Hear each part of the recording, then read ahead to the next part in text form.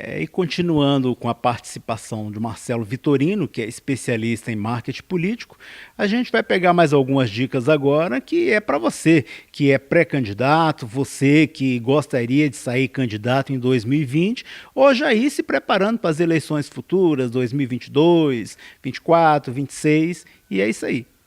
Marcelo, queria que você falasse para a gente aqui com relação à cota de gênero, já que acabou agora as eleições proporcionais, e também falasse um pouco sobre mobilização.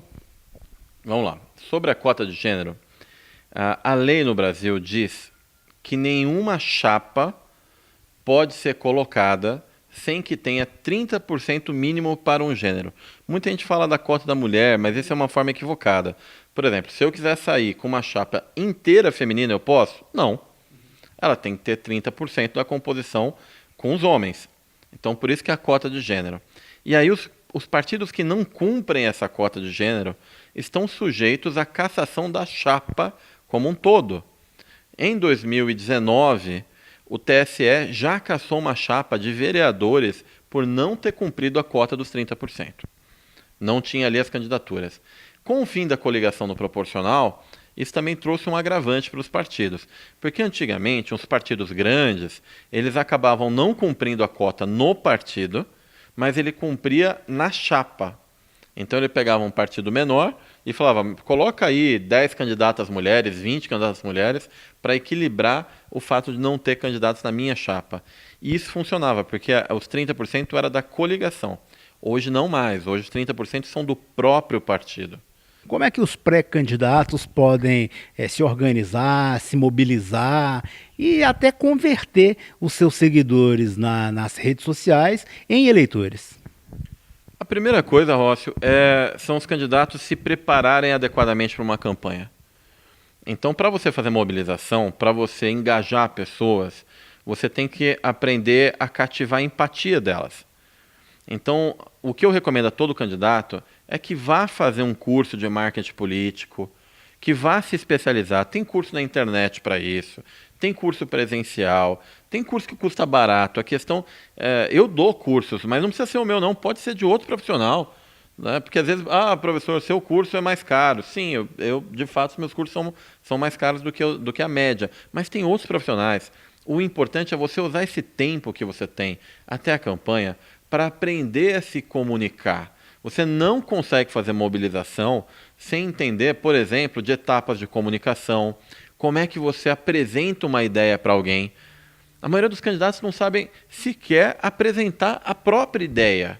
Ele já chega falando, por exemplo, da solução antes do problema.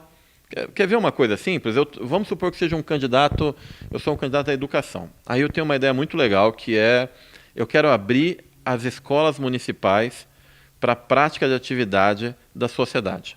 Aí eu saio falando para todo mundo, olha, quando eu for eleito, eu vou abrir as escolas municipais aos sábados. É uma ideia boa? É uma ideia boa. Mas você nem falou qual problema essa sua ideia resolve. As pessoas não sabem do que você está falando. Você deveria primeiro começar falando do problema. As crianças na rua, as crianças que vão brincar aqui na rua, no bairro, estão sujeitas a todo tipo de problema porque não tem um lugar para elas brincarem. E aqui nesse bairro carece de uma área de lazer, porque não tem. Na maioria dos lugares não tem estrutura. Mas a gente tem a escola municipal ali do lado. Se a gente abrir a escola municipal aos sábados, a gente resolve esse problema e vira um centro de convivência. As crianças param de ficar na rua e tem mais segurança também. Amanhã você não vai ter um atropelamento, não vai ter uma criança que desapareceu, porque tem um lugar para ela ficar. Ou seja, se você não começa falando do problema, a pessoa não sabe o que a sua solução quer dizer. Por que ela deve se engajar? Isso eu dei só um exemplo, mas tem muita coisa a mais. Então, o que eu considero? A mobilização deve partir primeiro do seu conhecimento do que é comunicação, do que é o marketing político. Aí você pode até contratar alguém, se você tem recursos para fazê-lo. Mas é importante que você saiba usar muito bem o tempo. Use o tempo da pré-campanha para se preparar, para montar o discurso, para testar, para ver aquilo que as pessoas que você quer do seu lado se importam.